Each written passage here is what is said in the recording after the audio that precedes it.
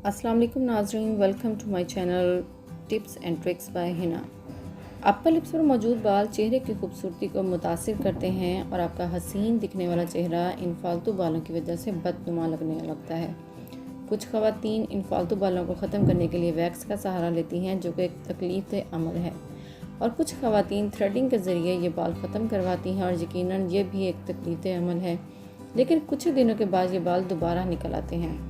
इसीलिए आज मैं अपर लिप्स के गैर ज़रूरी बाल ख़त्म करने के लिए एक बेहतरीन रेमेडी लाई हूँ। बेसन में पानी इस तरीके से मिक्स करें और इस रेमेडी को सिर्फ 3 मरतबा लगाने से अपर लिप्स के फालतू बाल ख़त्म होना शुरू हो जाएंगे। लेकिन इससे पहले अगर आप मेरे चैनल पर नए हैं और अभी तक आपने मेरे चैनल को सब्सक्राइब नहीं किया तो इसे अभी लाइक करें और सब्सक्राइब करें। यकीनन नए यूट्यूबर्स के लिए आपका एक लाइक और सब्सक्राइब हौसला अफजाई का बायस बनता है। तो चलते हैं अपनी रेमेडी की तरफ। इस रेमेडी को बनाने के लिए जो अज्जा दरकार हैं वो हैं गेहूं का आटा 1 चम्मच, बेसन आधा चम्मच, वैसलीन चंद कतरे या आधा चम्मच, पानी हस्बे ज़रूरत।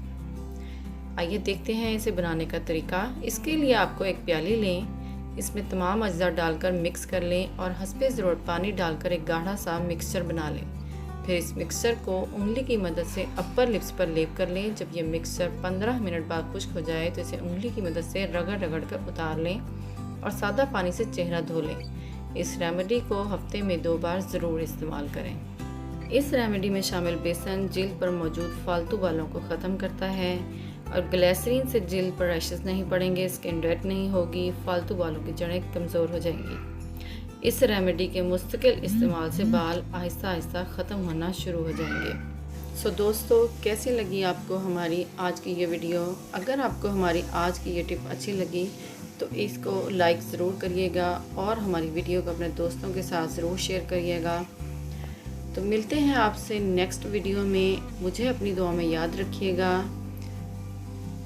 अल्लाह हाफिज़।